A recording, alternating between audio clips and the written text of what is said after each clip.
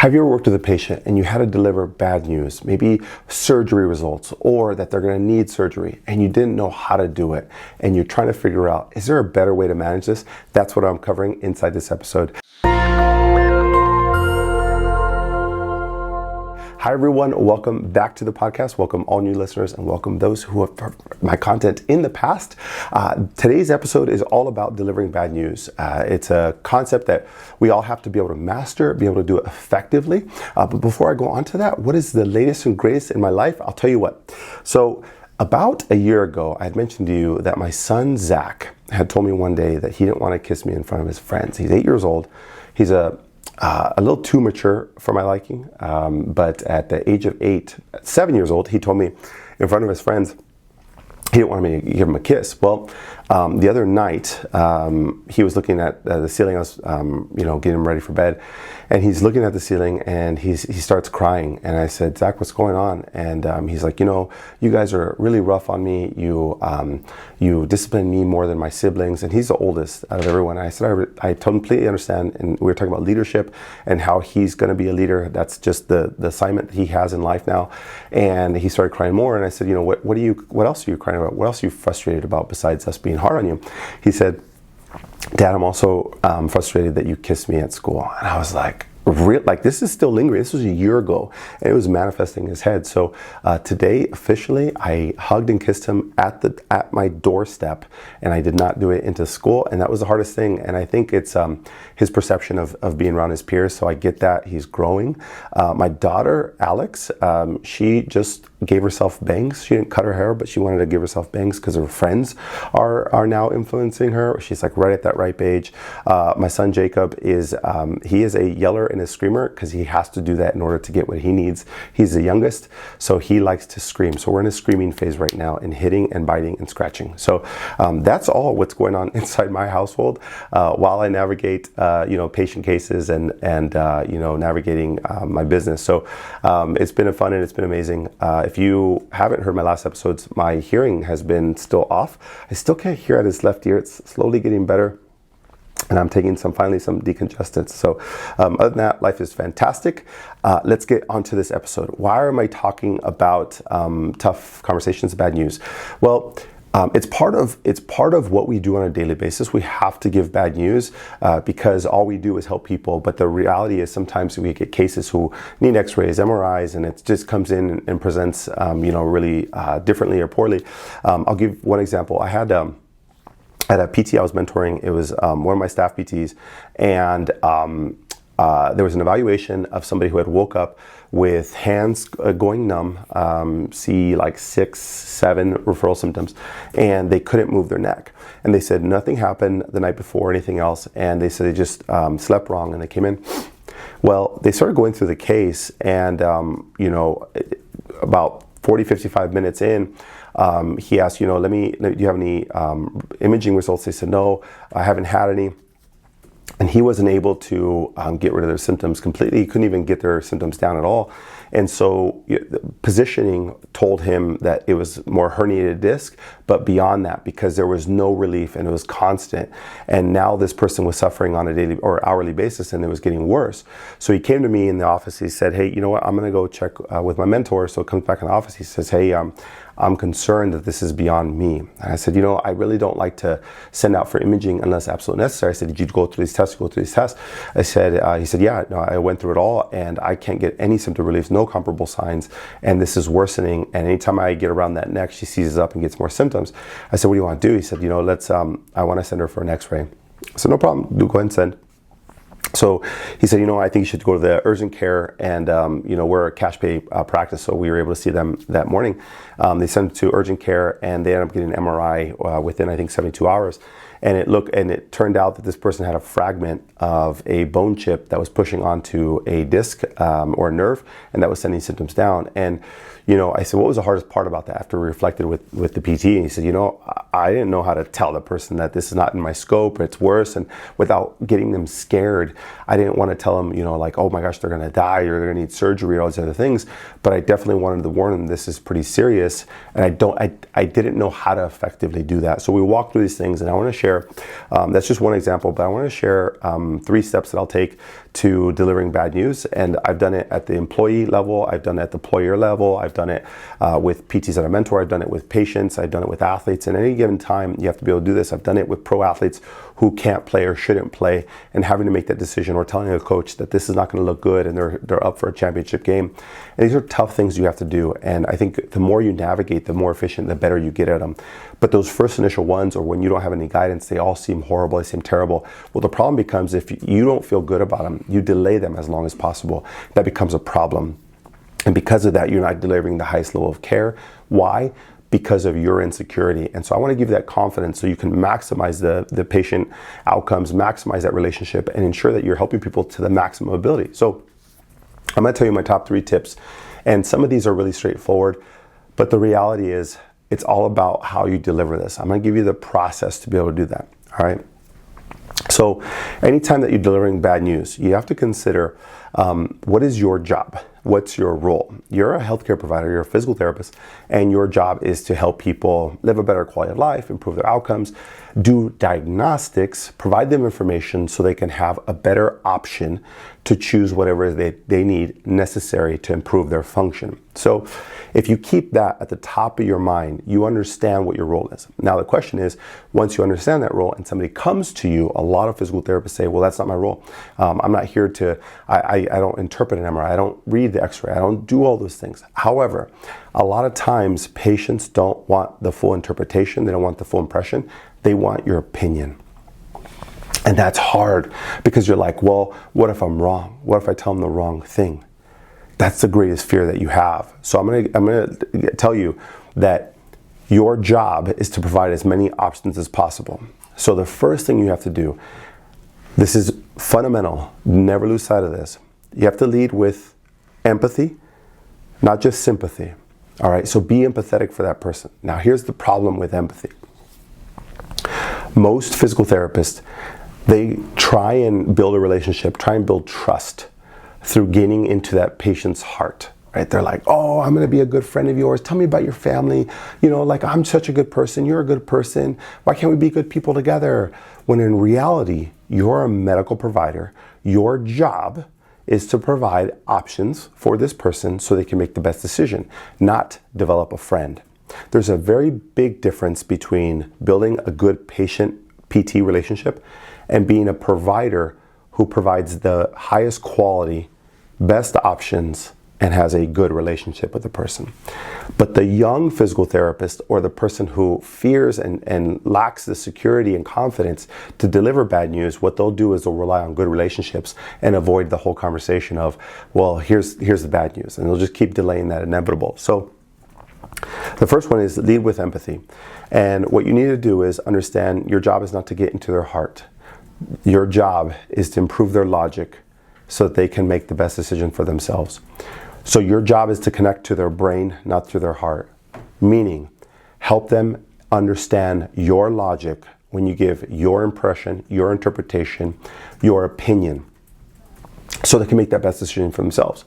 So the first one is to lead with empathy, lead with the brain, not with love. And when you're dealing with your partner, you're dealing with your family, sometimes you can't deal with logic because they're so emotional. You're so connected to the heart. But now that they're paying for your service, you are not allowed to lead with love. Your job is to provide logical solutions. So, for example, what if you were having an issue with your shoulder or neck and you went to a surgeon and you're like, I've tried everything. I've tried physical therapy. I've tried all these other things. I've tried every other service under the sun. And that person is like, oh, I feel for you. And you're like, well, what should I do? And they're like, oh, just wait it out. Just keep trying, okay? Just keep trying. That's a very parent approach, right? Just lead with love and support people. But the reality is you want an answer. So your job is to find that answer. But most physical therapists don't treat yourself like surgeons. You treat yourself like a empathetic healthcare provider, almost like maybe a social worker, somebody who's trying to help them and feel good for them. And don't worry about it. Everything will be okay. No, everything is not going to be okay. And I have to deliver this message. So that's the first one. The second one is you have to understand that your job is to be empathetic, but then also to lead with logic. But the problem is that you're reading off a script, you're reading off of a sheet. So you have to be genuine when you provide this. And I think that that's the hard part, is that, if you listen to my last episodes, there's something called a 7-38-55 rule, where when you're trying to help somebody through something, emotion, create change, whatever it is, 7% of that total emotion created, that energy created, is through words, meaning that only 7% of what you convey is actually going to help somebody feel better about themselves, feel better about a decision they're about to make. 38% is through the tone that you use, and 55% is through the body language, meaning 93% is nonverbal. So if you can't feel for this person, you can't demonstrate that listen, I understand that you have significant neck pain going down your arm. Here's what I would do if I were you. Your symptoms aren't going away. All my special tests come out negative or positive. I can't get you to decrease your pain. Those are all traditional signs and symptoms that I can help you in the very near future. But because I haven't been able to do that today, you haven't been able to sleep, you can't reduce your symptoms, and you can't even function despite taking high-level pain medications, I would go to the ER or urgent care now. If you don't want to go that route, then I would say I need to see you for the next 3 days straight to see if we can reduce those symptoms. If I can't reduce those, then I need you going then. So you're either going to go now or in the next 3 days and see how your symptoms reside with pain relief and all these other strategies. But I want you to know that I don't think it's life or death, but I do think that this is beyond a normal orthopedic problem. And what I did there was I shared how I truly feel based on objective data. So I hit the logic on these are the three reasons why I need you to go to get an MRI now.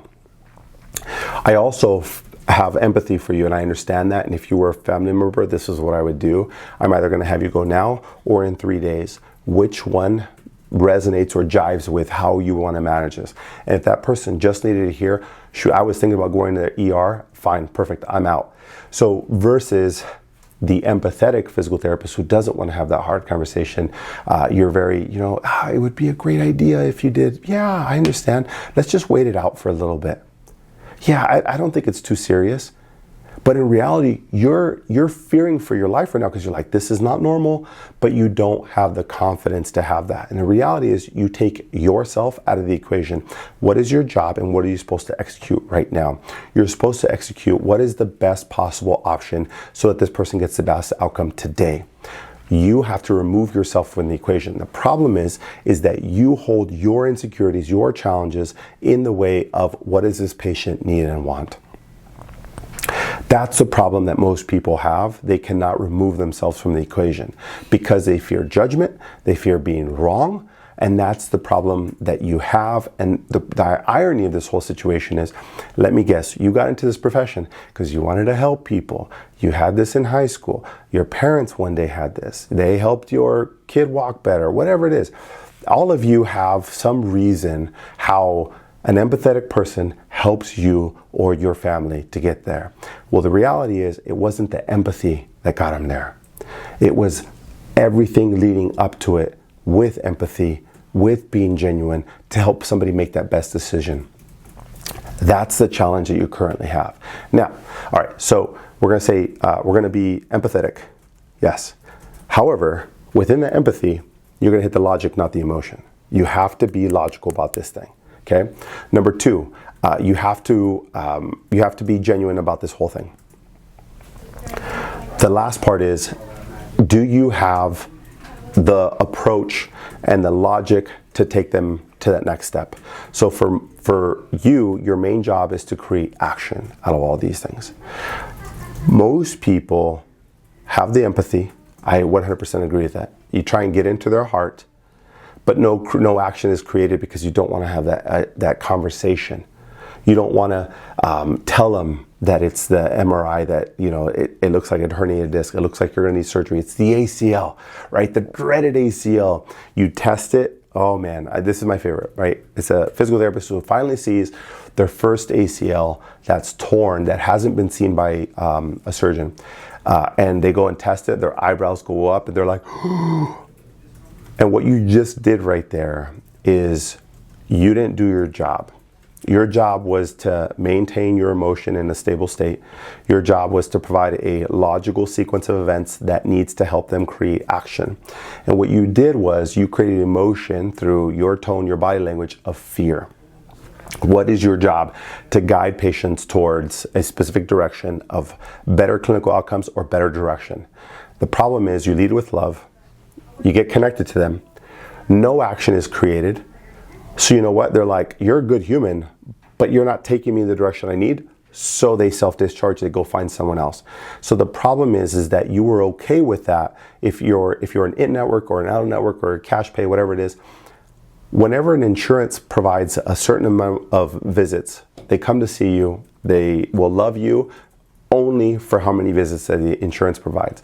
Your question here is, whenever there's a tough conversation, you need to have it as soon as possible. Why? Because if you have prepaid visits or pre-authorized visits, you might need them on the back end, whether that's surgery or anything else. So when you have this hard conversation or this, being genuine and having these conversations with the bearer of bad news, you do have to understand that people need this logical approach and then in a timely fashion. So number one, be empathetic. Number two, be genuine. Number three, be logical. And then number four is be genuine.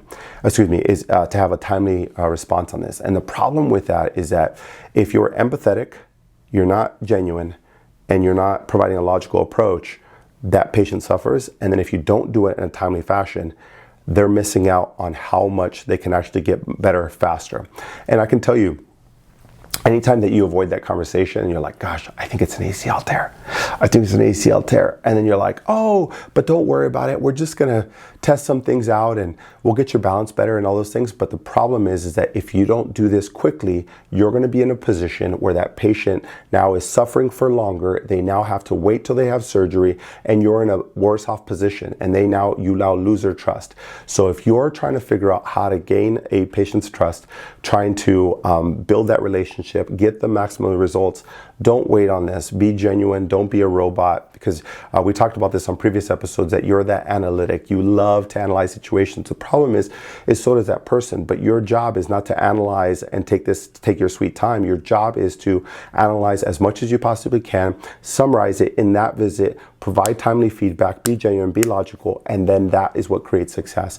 And so if you delay that, you're not doing your job right from the get-go. So stop doing that and put yourself in a better position. That is how you deliver the bad news. I've done this thousands of times. I love doing it because it's a genuine approach, and all you're trying to do is get this person who has a problem, who's going to hire you to get you that next step. So if you are stuck and you absolutely need help with how to deliver bad news, when do you do it? How do you do it?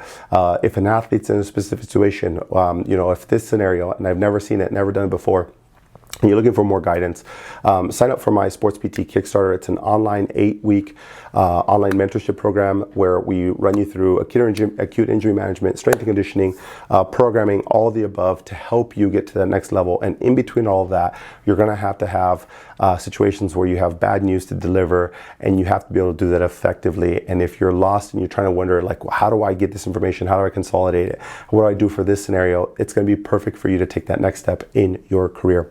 So there you have it. If I don't see you inside the course, I will see you guys on the next episode. Take care. Hi, if you found this video helpful, please give it a thumbs up. Don't forget to subscribe and hit the bell notification for my weekly tips on treating cash pay patients, becoming that expert in your community, and thriving in business. Thanks, and I'll see you soon.